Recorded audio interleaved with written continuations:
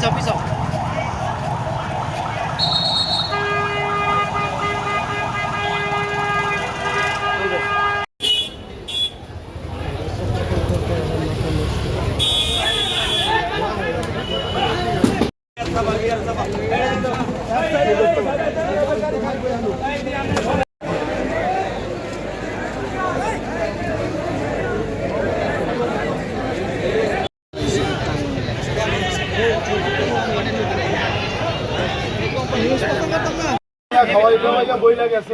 আমার মাল বিক্রি করতে হবে বইলা পরে মাল দিয়ে গেছে মাল দেওয়ার পরে হলো ওর মাল তো হলো চলে না মাল হলো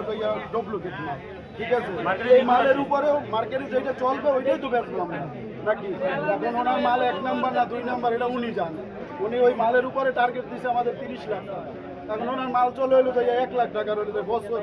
30 লাখ টাকার মাল বেচা তো সম্ভব না এই জন্য অনেক সময় মাঝে মাঝে মোবাইলে হুমকি দিচ্ছে যে আমার মালের ব্যতীত বাইরে অন্য কোনো মাল বেচলে তোমাদের পর থেকে বিরুদ্ধে কিন্তু ব্যবস্থা নেই সে কি সেই ব্যবস্থাটাই আজকে কি কোম্পানি এটা হলো যে আপনার skin shine skin shine Bangla মাল বেচে ক্রিম গোল্ড আচ্ছা বুঝতে পারছি।